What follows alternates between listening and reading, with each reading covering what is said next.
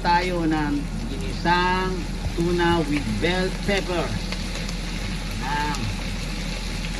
Ito. Favorite ng mga bata yun. Ayan ang bell pepper. Black pepper. Black pepper pala.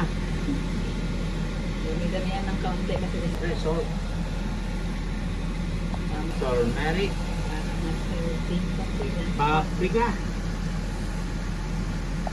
Crushed chili. Black pepper corn. Soy sauce. Toyo. Bay leaves. Pag maliit, 3 piraso. Pero okay na. Sabi ko kanina, bell pepper. Yan na. Ang tunay. Sarap.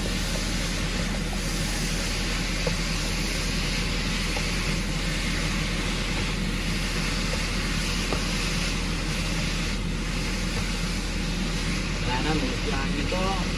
At minuto mo kayo. If you like this video, please don't forget to subscribe and hit the notification bell para lagi kayo updated sa aking mga luto. Si Mrs. ang nagluto. Ako ang midyoga po. Para hindi mapanis agad. At vinegar.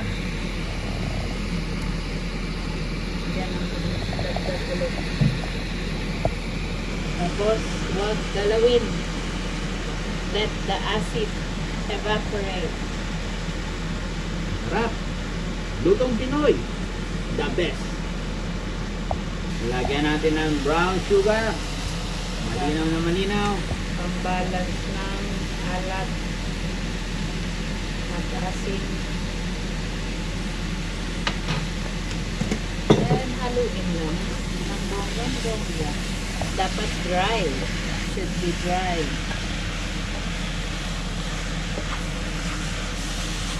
Well, masarap to for toasted bread toppings, sandwiches.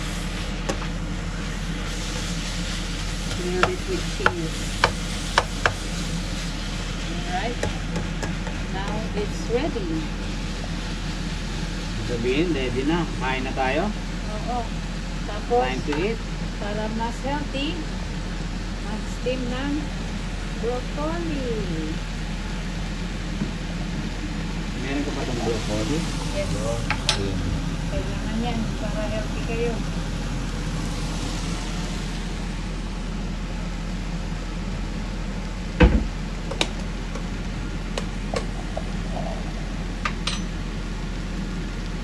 Tikma ko nga yan. Ang masarap. Ah! Oh, nga. Hot! So hot! Pa, kaya-galing na ako. Kaya masarap. Ang sarap. Woo! Umuusok ang bunga ako. May nakalimutan ako. Ah! Konting oyster sauce. Yun, oyster sauce. Konti. Tama lang. Alright? Halo. Yan lang yun. Pero okay na. At saka, Ng sesame oil. if you have, but if you don't have, it's fine. Just a little drop. Sarap po. Alright na yan. Huwag masyadong sobra.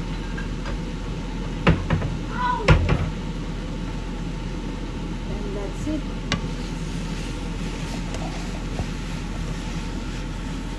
Now, mas malasa na siya. Nagutom na. Kain na tayo. Marami siyang halo, no?